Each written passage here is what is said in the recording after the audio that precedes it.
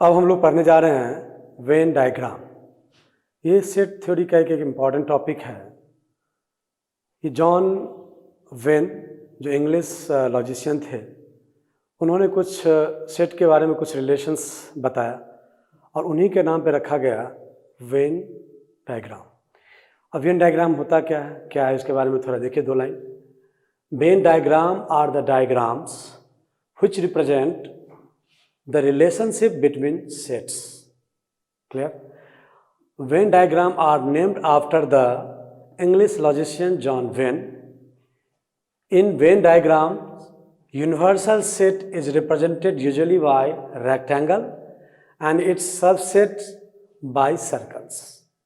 यही मैंने बताया आपको कि इंग्लिश लॉजिशियन जॉन वेन, उन्होंने ही कुछ सेट के बारे में कुछ रिलेशनशिप डेवलप किया और उन्हीं के नाम पे रखा गया वेन डायग्राम। अब देखिए ये क्या है, जैसे कहा जाता है क्या कि इसको जनरली हम लोग कैसे डेवलप करते हैं, कैसे रिप्रेजेंट करते हैं जॉन वेन डायग्राम के रिलेशनशिप को। तो वेन डायग्राम में सबसे पहले कहता है क्या कि universal sets as represented usually by rectangle.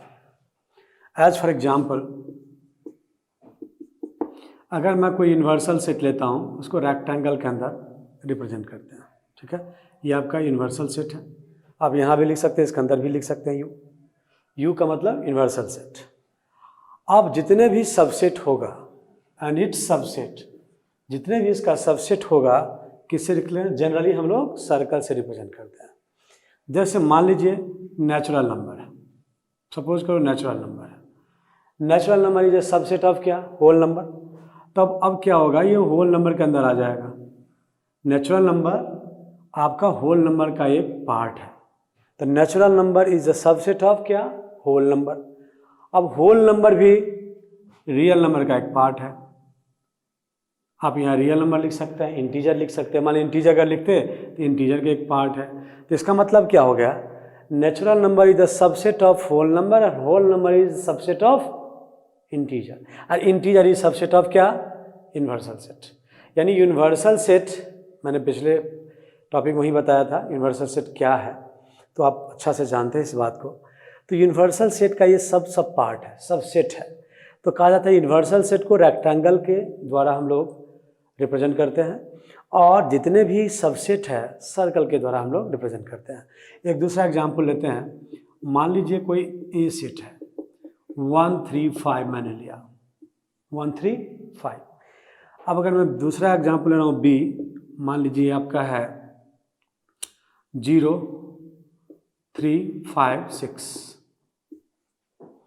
और यूनिवर्सल सेट मैंने लिया 0 1 2 3 4 5 6 7 8 9 मान लीजिए। अब इसको वेन डायग्राम के थ्रू आपको बताना है। तो सबसे पहले हम लोग क्या लेंगे, वेन डायग्राम में यूनिवर्सल सेट को किसको लेंगे हम लोग, एक रेक्टेंगल लिया। यूनिवर्सल सेट जो आपको यू दिखाई दे रहा है, जिसको मैंने क्या लिया, एक रेक्टेंगल लिया। अब रेक्टेंगल में क्या है, 0 से लेकर 9 तक है, 0 1 2 3 4 5 6 7 8 9। ए कोई ऐसा है तो आपको दिख रहा होगा 1 3 5, यहाँ दिख रहा होगा 1 3 5, यानी A is the subset of universal set. और बी भी देखिए 0 3 5 6, यहाँ 0 3 5 6, तो B is also the universal set का क्या है, सबसेट है। तो अब यहाँ से हम लोग ए को लिखते हैं। अगर मान लीजिए ए को मैं सर्कल से रिप्रेजेंट किया, चूँकि ए सबसेट है, तो डिफरेंटली यहाँ से कहेंगे कि 1 3 5 आएगा। और बी भी क्या, देखिए अब क्या है, 0 3 5 6 है। तो आपको लगेगा कि 3 5 यहाँ भी है, 3 5 यहाँ भी है, तो 3 5 तो कॉमन आ गया। तो इसका मतलब क्या, कुछ हम लोग रिलेशन जो बताने वाले हैं अब नेक्स्ट, जो union, intersection, difference between two sets, तो ये सब और आपको क्लियर होगा। अभी मैं तत्काल ये कहने जा रहा हूँ कि ए का पार्ट है 1 3 5। अगर मैं 1 3 5 लिखा, सपोज कीजिए, जो ए का एक पार्ट है, ए के सेट में ये एलिमेंट है 1 3 5, तो आप देखिए बी में भी 0 3 5 6 है, तो 3 5 तो बी का भी पार्ट है और बी का कुछ और भी पार्ट है, वो है 0 6। अब देखिए इसके बाद आपको और भी दिखाई दे रहा होगा, जैसे ये आपका बी हो गया, तो हो गया 1 3 5, इधर क्या हो गया 0 3 5 6। अब यूनिवर्सल सेट में तो और भी कुछ है, आपने क्या क्या बता दिया, 0 को लिख दिया, 1 को लिख दिया, 3 को लिख दिया, 5 को लिख दिया, 6 को लिख दिया। तो जो रिमेनिंग एलिमेंट है, जो आपका ऑब्जेक्ट जो अभी भी बाकी है, जो मेंबर अभी भी बाकी है यूनिवर्सल सेट का, इस यूनिवर्सल सेट में और रिप्रेजेंट करना है। अब ये क्या कहता है, क्या क्या बाकी है, तो 2 मेरा बाकी है, फिर मेरा 4 बाकी है, कहीं ना कहीं 4 होगा, फिर 7 बाकी है, 8 है, 9 है। तो ये सब आपका एक एलिमेंट था जो मैंने यहाँ पे लिखा। तो इसका मतलब यूनिवर्सल सेट देखिए आप क्या है, यूनिवर्सल सेट ये हुआ, ये ए सेट ये है, बी सेट ये है, जो ए और बी का कॉमन पार्ट है 3 5, मैंने दोनों को कॉमन, कुछ इन सर्कल का कॉमन पार्ट आपको दिख रहा होगा। तो ये सब क्या है, ये सब वेन डायग्राम इसको बोलते हैं। दिस वन इज क्या, वेन डायग्राम। ये भी क्या है, वेन डायग्राम है। तो वेन डायग्राम को रिप्रेजेंट कैसे किया जाता है, इसके बारे में थोड़ा सा आइडिया हम लोग लिया। कुछ और भी एग्जाम्पल देखते हैं, कुछ क्वेश्चन बना के देखते हैं तो और भी क्लियर होगा। ऐसे में बता दिया आपको कि यूनिवर्सल सेट रेक्टेंगल के अंदर हम लोग रिप्रेजेंट करते हैं, क्योंकि ये आपका यूनिवर्सल सेट है। यूनिवर्सल सेट की खासियत क्या है, हम लोग पिछला लेक्चर देखा था। तो इसका मतलब क्या, यहाँ पे ए अगर सेट रिप्रेजेंट करेंगे 1 3 5 तो वो लिख दिया, फिर बी, तो बी का और ए का कॉमन पार्ट है, उसको तो मैंने एक कॉमन में दिखाया 3 5 को। फिर कुछ ऐसे भी है ना जो ए में है ना बी में है, लेकिन यूनिवर्सल सेट का वो पार्ट है, तो उसको बाहर ए और बी के बाहर रख दिया। तो इस तरह से हम लोग यूनिवर्सल सेट को रिप्रेजेंट करते हैं। ठीक है, देखिए अभी हम लोग वेन डायग्राम के बारे में एक बेसिक आइडिया लिया कि वेन डायग्राम होता क्या है। फिर इसके बाद जब इसका कुछ क्वेश्चंस और होगा तो आपको ज़्यादा क्लियर होगा, लेकिन उस क्वेश्चंस के दरमियान कुछ ऑपरेशन ऑफ सेट्स का टर्म आएगा, उसका कॉन्सेप्ट आएगा, तो उसके बारे में हम लोग पहले पढ़ते हैं, फिर वेन डायग्राम के बारे में फिर क्वेश्चंस करेंगे। ठीक, तो ऑपरेशन ऑफ सेट्स में जैसे हो जाता है कि यूनियन, इंटरसेक्शन ऑफ सेट्स, फिर difference between two sets, symmetric difference between two sets, complements of sets, De Morgan's law, तो ये सब जो होता है ना फंडामेंटल, तो उसके बारे में हम लोग पहले एक एग्जाम्पल के थ्रू पहले समझते हैं और फिर हम उसको 1 बाय 1 डिटेल में पढ़ेंगे और उसमें वेन डायग्राम भी पढ़ते चले जाएंगे और फिर क्वेश्चंस। तो पहले एग्जाम्पल लेते हैं क्या कि मान लीजिए कोई मैंने कोई ए सेट लिया है ना, मान लीजिए उसका ले रहा हूँ मेंबर 1 2 3 5 7। अब बी कोई सेट लेते हैं, बी सेट जिसका ले लेते हैं मान लीजिए 2 3 4, इसके बाद ले लेते हैं 6, 2 4 6, 2 3 4 6 ये लिया। अब देखिए यहाँ से मैं एक पहले चीज़ बताना चाह रहा हूँ कि इसको बोलते हैं यूनियन। सिंबल है सेट थ्योरी का, जिसको हम लोग क्या करेंगे, कहेंगे इसको यूनियन, कॉल करेंगे यूनियन से। और इसका मतलब होता है क्या, और मतलब, और का मतलब ये और ये ऐसा, और या नहीं है ये इसमें या इसमें। और इंटरसेक्शन का मतलब होता है क्या, एंड, मतलब दोनों में, है ना। ये आप वर्ड का ये सिंबल है, इसको बोलते हैं यूनियन, इसको क्या बोलते हैं इंटरसेक्शन, और इसको बोलते हैं और, इसको क्या बोलते हैं एंड। ये हर जगह, चाहे आप प्रोबेबिलिटी पढ़ेंगे तो वहाँ भी ऐसा हम लोग ट्रीट इसको करेंगे। ठीक, तो अब आते हैं क्या कि फर्स्ट पढ़ेंगे क्या कि ऑपरेशन ऑफ सेट्स का पहला पार्ट कि ए को बी के साथ ऑपरेट किया और ऑपरेशन मैंने डाला क्या, यूनियन का।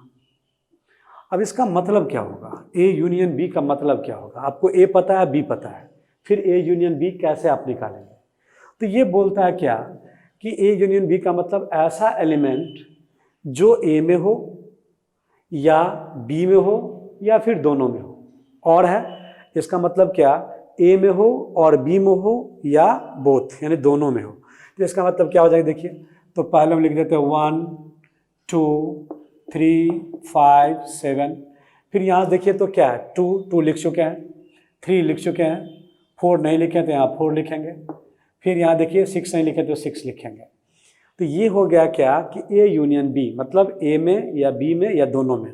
आप चाहेंगे इसी को लिखना आप सीक्वेंस में तो कीजिएगा 1 2 3, फिर हम लोग 4 ले लेंगे, फिर 5 ले लेंगे, फिर 6 लेंगे, फिर 7 लेंगे, आपकी मर्जी, दोनों का मतलब यही है, दोनों सेट सेम है। अब यहाँ से दूसरा चीज़ का मतलब समझ में इसको आ गया होगा। अब आते हैं हम लोग इंटरसेक्शन पे।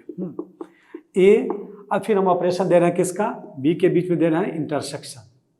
इसका मतलब ये हुआ, इंटरसेक्शन का मतलब कि या वो एलिमेंट ए में भी हो और बी में भी हो, एंड बी में भी हो, एंड है यहाँ, ये ऐसा है कि ए में भी हो एंड बी में भी हो। तो अब देखिए, तो बताइए तो यहाँ पे क्या होगा, ए का एलिमेंट वो ऐसा एलिमेंट जो बी में भी हो, तो आपको दिख रहा होगा 1 तो कहीं नहीं दिख रहा होगा, 2 दिख रहा होगा तो 2 लिखेंगे, फिर आपको 3 दिख रहा होगा तो 3 लिखेंगे, फिर इसका देखिए यहाँ 4 है तो इसमें 4 नहीं है, यहाँ 5 है तो इसमें 5 नहीं है, 6 भी नहीं है दोनों में, 7 भी दोनों में कॉमन नहीं है। तो ये हो गया क्या, ऐसा ऑपरेशन आपने किया, यानी ये ऑपरेशन है सेट का, 2 सेट का, तो ऐसा ऑपरेशन किया जो ए में भी हो और एंड बी में भी हो, ऐसा एलिमेंट। अब आते हैं क्या, थर्ड आते हैं हम लोग ए माइनस बी, है ना, difference between 2 sets, difference of sets. तो यहाँ ए माइनस बी का मतलब क्या हुआ कि ऐसा एलिमेंट जो ए में हो एंड बी में ना हो, यानी ओनली इन ए, इसको हम लोग क्या बोलेंगे, only in A, only in A, element only in A, इसका मतलब ये हुआ। तो ओनली इन ए सोचो तो, जो अगर 1 ए में है तो क्या 1 बी में है, नहीं है, इसका मतलब क्या, ओनली इन ए आएगा, 1 होगा। 2 में यहाँ है तो 2 लिखेंगे तो बी में भी 2 है, जिसका मतलब वो नहीं होगा। फिर देखिए आप 3 यहाँ भी है, यहाँ भी है, नहीं होगा। 5 यहाँ, लेकिन इसमें 5 नहीं है, ए में 5 है बट बी में 5 नहीं है, इसका मतलब वो होगा। 7 ए में है लेकिन बी में नहीं है, इसका मतलब 7 भी होगा, यानी element A but not in B, इसका मतलब ये हुआ, element in A and not in B, ऐसा मतलब, यानी कि ओनली इन ए, है ना। उसी तरह से अगर मैं कहा था बी माइनस ए, मतलब क्या, ओनली इन बी, जब ये आप बोलते हो ऐसा तो only in B, element only in B. अब देखिए तो एलिमेंट, ऐसा एलिमेंट बताइए जो केवल बी में हो, यानी क्या बी में हो बट ए में ना हो, ऐसा एलिमेंट जो बी में हो एंड ए में ना हो, तो इसका मतलब देखिए तो 2 है तो 2 यहाँ भी है, ए में भी है, यानी नहीं होगा ऐसा, वो नहीं यहाँ लिखेंगे। फिर देखिए 3 में है तो यहाँ भी है, नहीं लिखेंगे। 4 है, 4 ऐसा है जो 4 बी में है लेकिन ए में नहीं है, ओनली बी में है, कहने का मतलब ये। 6 भी आपका ओनली इन बी है, तो ये हो जाएगा बी माइनस ए। देख रहे हो आप, ए माइनस बी, बी माइनस ए, डिफरेंट आ गया। ऐसा नहीं है कि बी माइनस ए और ए माइनस बी सेम होगा, आप ओनली इन ए ले रहे हो और ओनली इन बी ले रहे हो, इसका मतलब दोनों डिफरेंट है। अब यहाँ से आएगा चौथा, आएगा मतलब क्या कि सिमेट्रिक डिफरेंस। अगर मैं कहूँ कि सिमेट्रिक डिफरेंस बिटवीन सेट्स, तो हम लोग कहेंगे क्या, ऐसा, उसको सिंबल इस तरह से हम लोग देते हैं, सिंबल सिमेट्रिक का। तो इसका मतलब क्या होगा कि ए माइनस बी, है ना, और का मतलब यूनियन बी माइनस ए। या तो यहाँ देखिए आप, ए माइनस बी का मतलब समझ में आ गया होगा कि ओनली इन ए और ओनली इन बी। इसका मतलब ओनली इन के ए क्या है, 1 5 7, और ओनली इन बी क्या, देखिए 4 6।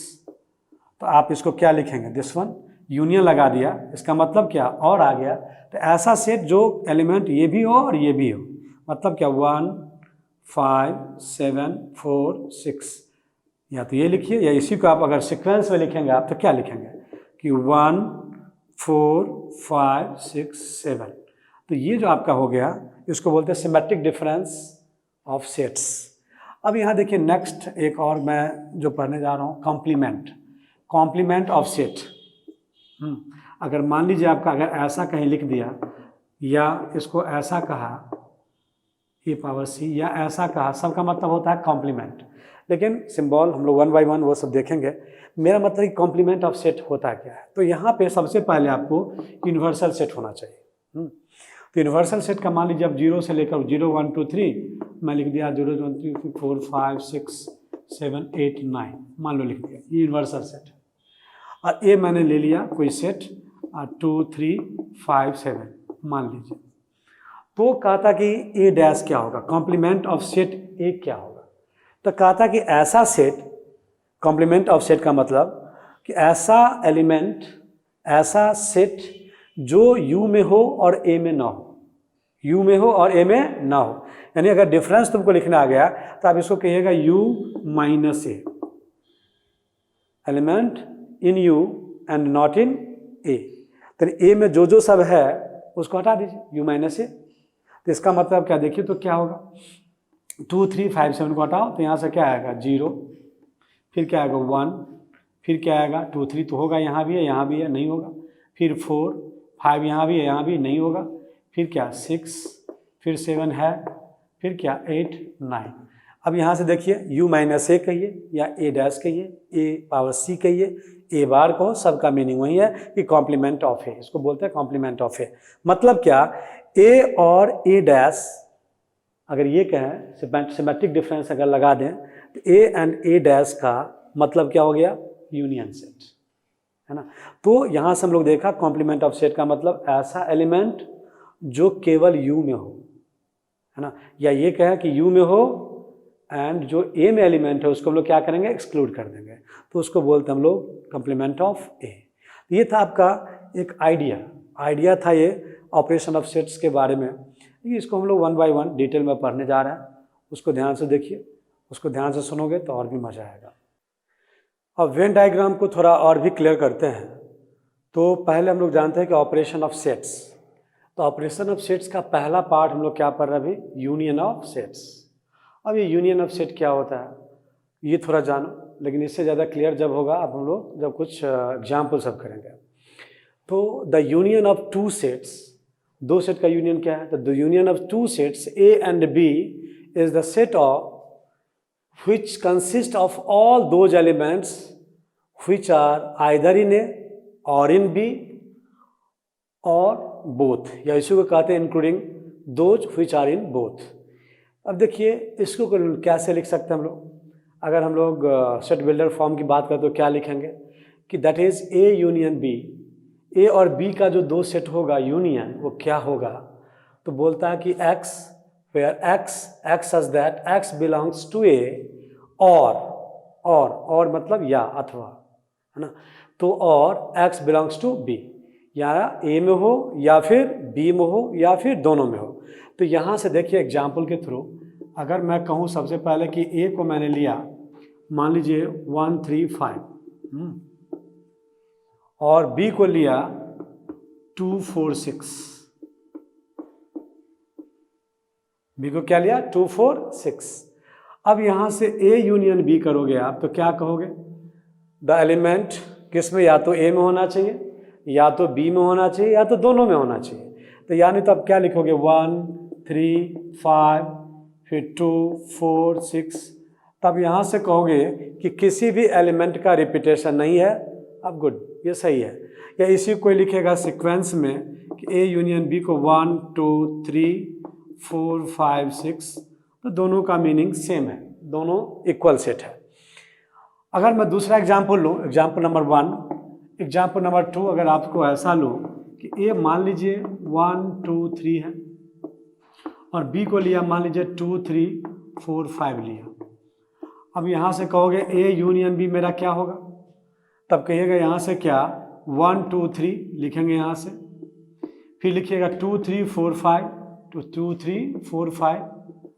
आप जानते हैं कि इसका मीनिंग क्या होगा, बहुत क्लियर होगा कि 2 2 बार है, मीनिंग लेस है वो, 3 भी 2 बार है, उसका कोई मीनिंग नहीं है। इसका मतलब क्या है, इसको लिखेंगे हम लोग 1 2 3 फिर क्या 4 5, तो हम लोग ये ना लिखते हुए ये लिखेंगे। रिपीटेशन किसी भी अगर हम लोग एलिमेंट का या मेंबर का करते हैं तो उसका कोई मीनिंग नहीं है। अब यहाँ देखिए अगर मैं कहता, तीसरा सेट की बात कर रहा हूँ मैं, कि तीसरा सेट में अगर कहता कि A अगर आपका मान लो 1 2 3 4 5 है और B ले लिया मान लीजिए 2 3, तो आपके दिमाग में क्या आएगा कि A यूनियन B जो मेरा होगा 1 2 3 4 5। मतलब इस केस में आपको लगता होगा क्या कि जो B है कुछ नहीं, यहाँ पे here B is the subset of A, और इस कारण से A यूनियन B जो आपका होगा जस्ट A के बराबर ही होगा। मतलब A यूनियन B या A दोनों क्या हो गया, सेम हो गया। तो इस तरह का जो सीन आप देख रहे हैं, इस तरह को हम लोग वेन डायग्राम रिप्रेजेंट करने की कोशिश करें। और वेन डायग्राम पढ़ रहे हैं तो हमारा पर्पस है वेन डायग्राम और यूनियन को दोनों को एक साथ हम लोग इस तरह से भी रोस्टर फॉर्म में भी लेकर चलें। सेट बिल्डर फॉर्म में आप देख ही रहो, ये सेट बिल्डर फॉर्म है, ये आपका रोस्टर फॉर्म है, और फिर हम लोग आएंगे वेन डायग्राम फॉर्म, यानी किसी सेट को जो रिलेशन रिप्रेजेंट करते हैं, ये भी एक रिलेशन ही है यूनियन का। तो एक काम रिलेशन जो बताया तीनों वे में, आप देख रहे हो यहाँ पे set builder form, roster form और वेन डायग्राम फॉर्म। यानी वेन डायग्राम से क्या होगा, उससे जो रिलेशन डेवलप होता है वो कैसे रिप्रेजेंट आप करेंगे, तो उसके बारे में बताता हूँ। जैसे मान लीजिए अगर इस तरह का सीन है आपका, तो वेन डायग्राम कैसे करेंगे। तो अगर मान लीजिए यूनिवर्सल सेट आपने पहले लिया, मैंने यूनिवर्सल सेट लिया यू को। पहला एग्जाम्पल में अब क्या कहिएगा कि 1 1 3 5 है और बी क्या है 2 4 6 है, इसमें कोई भी कॉमन नहीं है। तो इसका मतलब क्या, ए और बी यूनिवर्सल सेट का तो पार्ट होगा, लेकिन ए में जो भी एलिमेंट है वो कोई भी एलिमेंट बी में नहीं है, और बी में जो एलिमेंट है वो कोई भी ए में नहीं है। इसका मतलब पक्का है कि दोनों एक दूसरे से डिस्जॉइंट है, डिस्कनेक्ट है। इसका मतलब अगर मैं यहाँ पे ए लिखूँ तो कोई इसको ऐसे भी करके बी लिख सकता है, क्योंकि आप ये देख रहे हो ये ए है मेरा बी है, तो ए और बी में कोई भी कॉमन नहीं है। अब कोई इसी को उसकी मर्जी अगर चाहेगा तो ऐसे भी लिख सकता है, और ये यू अगर आपका होगा, मैं यहाँ पे ए लिया तो कोई इधर बी लिया, क्या फ़र्क पड़ता है, बड़ा लिया छोटा लिया मतलब नहीं रखता। अगर कोई चाहेगा नहीं मैं थोड़ा और बड़ा लेता हूँ, आप लीजिए कोई प्रॉब्लम नहीं, और बड़ा लो और भी बड़ा लो, लेकिन इतना पक्का है कि ए और बी में कोई भी कॉमन पार्ट नहीं है। तो ये लिखिए या ये लिखिए, दोनों का मीनिंग क्या है, सेम है। अब आते हैं थोड़ा सा इसके बारे में, जैसे आपने देखा कि 2 के बारे में, तो 2 के बारे में वेन डायग्राम आप क्या लिखेंगे। आप यहाँ से कहोगे कि ठीक है सर, सबसे पहले यूनिवर्सल सेट आप लीजिए, यूनिवर्सल सेट ले लिया। अब यूनिवर्सल सेट में हम लोग क्या करें, यहाँ ये यू है, यूनिवर्सल सेट है। अब यहाँ देखिए क्या है 1 3 5, तो 1 3 5 को मैंने ए लिया, और बी आप देखिए क्या दिख रहा है 2 3 4 5। इसका मतलब बी में और ए में कुछ कॉमन पार्ट है। ये अगर बी है तो आप कहिएगा यहाँ पे 1 2 3, अगर ऐसा लिया, क्योंकि 2 3 यहाँ भी है 2 3 यहाँ भी है, तो 2 3 कॉमन है, इसलिए मैंने क्या किया, ए में भी 2 3 रखा और बी में भी 2 3 रखा। इसका मतलब बी का कुछ और भी पार्ट है जो ए में नहीं है, तो यहाँ रखेंगे 4 5। तो इसका मतलब यहाँ बहुत क्लियर दिख रहा होगा कि अब इसमें कि अगर ऐसा होगा तो ये हम लोग कहते हैं वनली ए, ये कहते हैं वनली बी, यानी कि वनली ए क्या क्या है, 1 है। वनली ए का मतलब 1 ऐसे एलिमेंट है जो केवल और केवल ए में है, बी में नहीं है। 4 5 ऐसे है जो केवल बी में है, ए में नहीं है, और 2 3 ऐसे हैं जो ए में भी है और बी में भी है। अब यहाँ से मैं कार्डिनल नंबर पे भी आऊँगा कि कार्डिनल नंबर का प्रॉपर्टी हम लोग कैसे रिप्रेजेंट करते हैं। लेकिन अगर मैं थोड़ा दूसरा एग्जाम्पल बताया था उसको मैं थोड़ा सा बता दूं कि अगर मैं तीसरा एग्जाम्पल जो लिखा था कि ए आपका था 1 2 3 4 5 और बी था आपका मान लीजिए 2 3 4 कह दिया, तो आप कहिएगा कि ए यूनियन बी का मतलब ये हुआ कि 1 2 3 4 5। इसका मतलब क्या, अगर मैं इसको u अगर लिखूं, दिस इज u, तो आप कहिएगा क्या कि ऐसे केस में तो sir b is the subset of a है, मतलब कुछ कहने की जरूरत नहीं है, यानी कि a यूनियन b आपका a के बराबर है। इसका मतलब क्या कि अगर मैं यहाँ से कहूँ कि b मेरा एक पार्ट है, तो b का ही एक पार्ट क्या है, a है, यानी कि b में जितने भी एलिमेंट है सारे a में है, और a में कुछ ऐसे भी एलिमेंट है जो b में नहीं है। यानी यहाँ से अगर देखा जाए तो b is the subset of a and a is the subset of union, यानी कि u यहाँ पे हम लोग देख रहे हैं यूनिवर्सल सेट। आप यहाँ कंफ्यूज करेंगे कि u को अगर मैंने यूनियन कहा तो यूनिवर्सल सेट को u ही क्यों कहते हैं। चलो मैं यहाँ पे एस कर दे रहा हूँ, यहाँ भी आपका एस कर दे रहा हूँ, और मैं इसको भी एस कर दे रहा हूँ। तो यहाँ से आप कहोगे कि मेरा यूनिवर्सल सेट एस है और यूनियन मेरा क्या है, यूनियन ऑफ सेट्स, मैं ए और बी की बात कर रहा हूँ, तो ऐसा है। तो हम लोग ये कह सकते हैं कि इस तरह से हम लोग वेन डायग्राम बताएंगे। लेकिन वेन डायग्राम के बाद यहाँ पे कुछ रेंज भी आपसे पूछा जा सकता है कार्डिनल नंबर से, तो कार्डिनल नंबर का चीज़ मैं आपको डेवलप करने जा रहा हूँ, उसके बारे में थोड़ा बताने की कोशिश कर रहा हूँ। अब यूनियन ऑफ 2 सेट्स को वेन डायग्राम के थ्रू कार्डिनल नंबर के बारे में एक प्रॉपर्टी सेटअप करने की हम लोग कोशिश करते हैं। अब यहाँ देखिए, अगर मैं कहूँ कि ये मेरा यूनियन है, या यू का, यहाँ पे यू आपका यूनिवर्सल सेट है और ये ए और बी का आप यूनियन निकालने जा रहे हैं, है ना। तो नंबर ऑफ एलिमेंट ए में जितना भी रहा होगा और नंबर ऑफ एलिमेंट बी में जितना भी रहा होगा, बहुत क्लियर आपको दिख रहा होगा कि इस केस में जो मेरा एन ए है, नंबर ऑफ एलिमेंट ए, और नंबर ऑफ एलिमेंट जो बी है वही आपको दिख रहा होगा एन ए यूनियन बी, यही दिख रहा होगा। N A union B is to क्या, एन ए प्लस क्या, एन बी, क्योंकि दोनों में कोई कॉमन पार्ट है ही नहीं जो आपको हटाना पड़े। और यहाँ से देखिए, यानी इसका मतलब क्या, अभी हम लोग क्या पढ़े, यूनियन में क्या पढ़े, द एलिमेंट आइदर इन ए और इन बी और इन बोथ। तो यहाँ पे दोनों में तो है ही नहीं, जो भी है सेपरेट है, ए में है तो ए में है, बी में है तो बी में है, बी में है वो ए में नहीं है, ए में है वो बी में नहीं है। तो ए यूनियन बी की बात अगर यहाँ से करेंगे तो यहाँ से कहिएगा number of A union B वही होगा जो number of A plus number of B. यहाँ भी कुछ वैसा ही दिखाई देगा, दोनों आपका सेम है। दोनों में कार्डिनल नंबर की बात करें तो एन ए यूनियन बी वही होगा जो n A plus N B होगा। अब यहाँ से देखिए, आप पक्का कहोगे कि एन ए यूनियन बी आप जब लाइएगा तो पक्का यहाँ से कहिएगा n A plus N B जितना भी होगा, लेकिन उससे क्या होगा, छोटा होगा।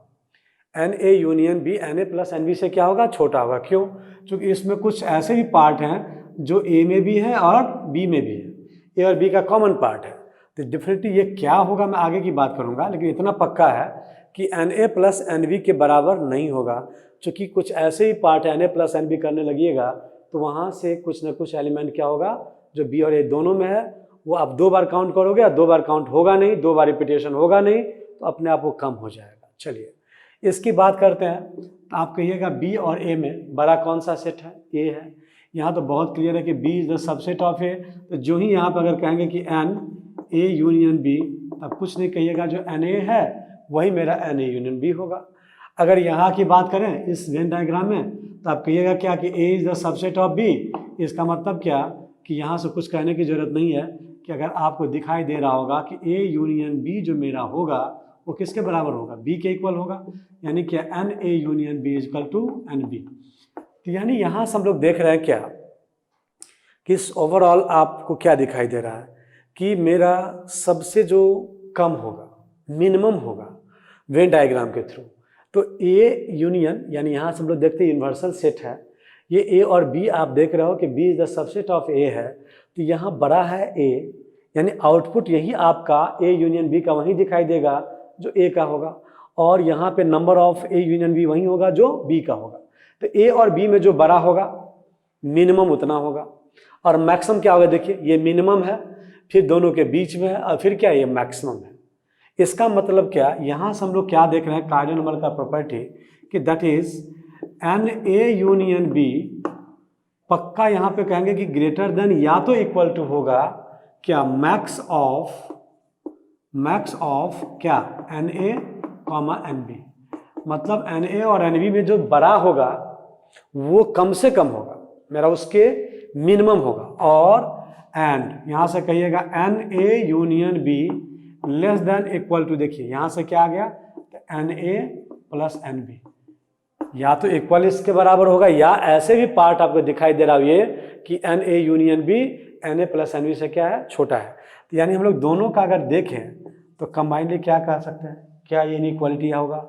एन ए यूनियन बी का रेंज क्या होगा, आपको यहाँ से कहेंगे कि एन ए यूनियन बी का रेंज मेरा क्या होगा, तो आप कहिएगा कि पक्का है, इस दोनों कंबाइन कीजिए कि max of n A comma n B, n A n B में जो भी होगा मैक्सिमम उसके कम से कम इक्वल होगा, और ये less than equal to n A plus N B, है ना। तो ये जो इम्पॉर्टेंट है, यहाँ से हम लोग कह सकते हैं कि रिलेशन जो हम लोग वेन डायग्राम के थ्रू देखा कि ये मेरा मैक्सिमम, इस केस में मैक्सिमम होगा, इस केस में भी मैक्सिमम होगा, और इस केस में आप देख रहे हो कि मिनिमम होगा। अगर ये बी अगर सबसेट है ए का तो एन ए के बराबर होगा, अगर यानी क्या दोनों में जो बड़ा है वो मेरा एन ए यूनियन बी का सबसे छोटा होगा, है ना। और अगर दोनों में कोई कॉमन पार्ट नहीं है, इसका मतलब n A plus N B के इक्वल होगा। तो कुछ और भी प्रॉपर्टी इसके बेसिस पर हम लोग देखते हैं। अब यूनियन सेट को थोड़ा सा कंक्लूड करते हैं प्रॉपर्टी के थ्रू। देखिए some properties of operation of union. तो पहला भी जस्ट हम लोग देखा वेन डायग्राम का जो आउटपुट था, तो उसी तरह से यहाँ भी देख सकते हैं। देखिए जब दो सेट का आप बात करेंगे, अगर ये आपका यूनियन है, ये यूनिवर्सल मैंने ले लिया, यूनिवर्सल सेट, और ये अगर मैं कह दूं कि ए है और ये मेरा बी है, अगर ए यूनियन बी बोलूं तो भी यही चीज़ आएगा, सारा ये भी आएगा और ये भी आएगा। ए यूनियन बी का मतलब ये होगा। लेकिन आपको भी पता अगर बी यूनियन ए कह दूं तो भी कहेगा क्या कि दोनों का मीनिंग क्या है, सेम है। तो इसका मतलब क्या कि ए का ऑपरेशन बी के साथ करो या बी का ऑपरेशन ए के साथ करो, कोई फर्क नहीं पड़ेगा। और जब दो एलिमेंट का या दो मेंबर का या दो सेट का, है ना, अगर ऑपरेशन हम लोग करते हैं, दो सेट का अगर ऑपरेशन करते हैं और उल्टा पुल्टा, यानी फर्स्ट का सेकंड के साथ और सेकंड का फर्स्ट के साथ, तो फर्क नहीं पड़ेगा। तो ऐसे में क्या बोलते हैं हम लोग कि ये लॉ फॉलो कर रहा है कम्यूटेटिव को।